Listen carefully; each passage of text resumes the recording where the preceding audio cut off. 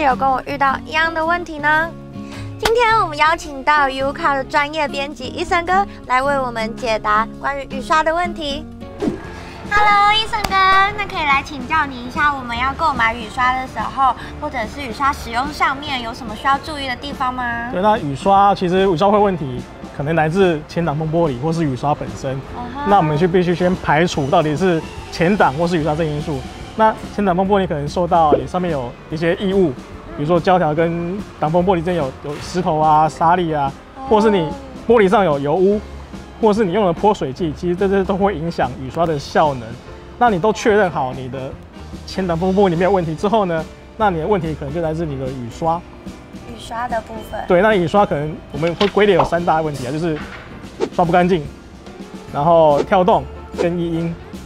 那我们都知道刷不干净，其实就是雨刷刷过去之后，上面还会有水渍。对。那接下来跳动的部分，想要请伊森哥介绍一下。就跳动的时候，你也可能会发现，有时候按下去，它雨刷第一下会跳一下，然后就是表示它其实没有跟你玻璃是贴在一起的，就是密合度太低了。对，那这可能问题是来自你胶条或是你结构上的，比如说它已经老化了，那这时候就已经该换了。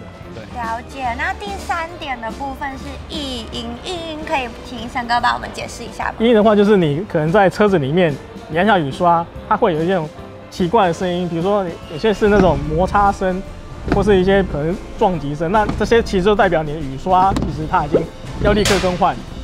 那在车子里就可以听到，这感觉是很严重的。对。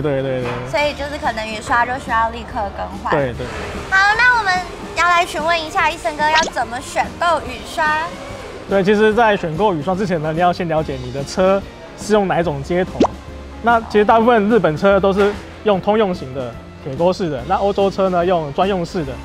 那确认你的接头之后，你再来选你要哪一种雨刷。那现在市面上大概有软骨跟硬骨2大类。软骨跟硬骨。软骨呢，大部分用在比较豪华或是欧洲车上面。那硬骨呢，多用在国产车或是日本车上面。了解。那如果我的车是日系的车牌车款的话，那我可以使用软骨的雨刷吗？其实是可以的，因为现在越来越多厂商他们将一些以前可能比较高级的软骨技术，他们下放到一些日本车也可以用的。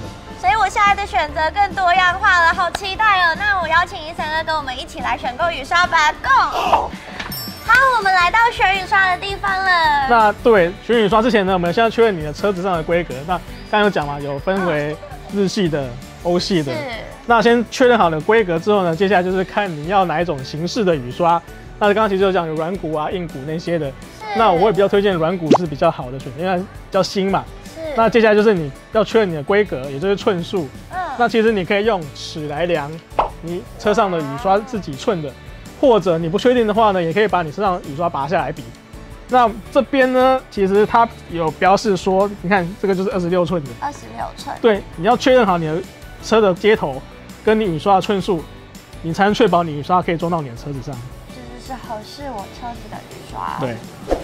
好了，我们选完雨刷了，但是我想问伊森哥，为什么在众多雨刷当中，帮我选择这个 Bosch 的雨刷呢？那其实 Bosch 在100多年前就开始生产雨刷，那你不要小看这个小小一个雨刷，它其实上面有200多个专利。哇，200多个专利就藏在这个小小的细节里耶。对，那其实很多专利是 Bosch 发明，那他们也是这个业界的领导者。那我们先来看一下这个雨刷片。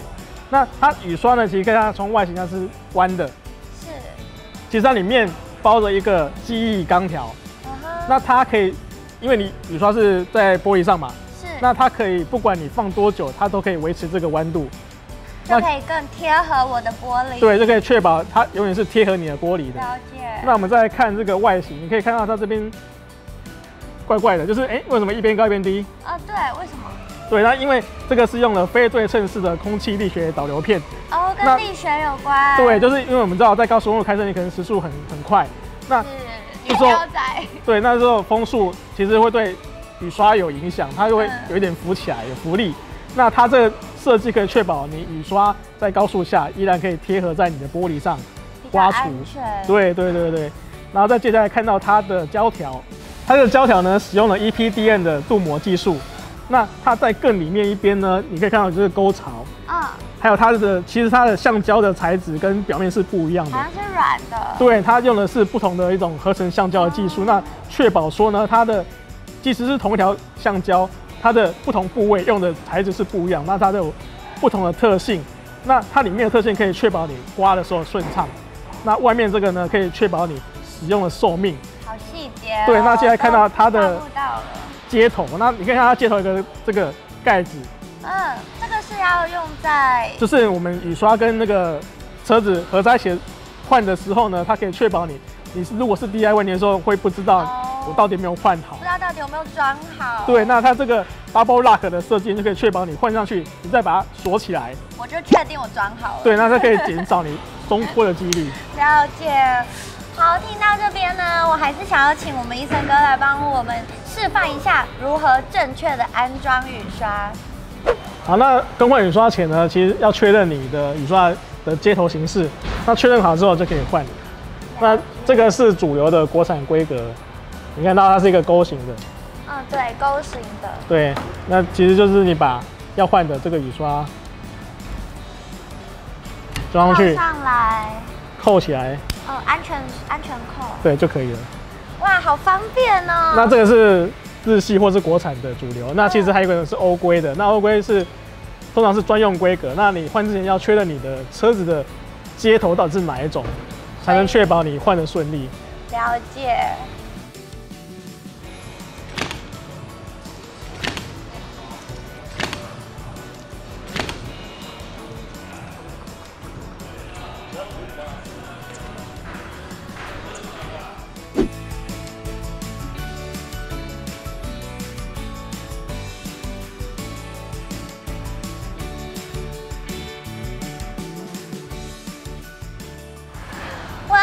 小小的雨刷有这么多学问，包含使用上，还有安装以及选择上面。今天真的非常的感谢医生哥跟我们的分享。对，没错，接下来是我们知道进入夏天嘛，很多午后雷阵雨。那其实雨季对于你行车安全，特别在雨天的时候，雨刷是很重要的。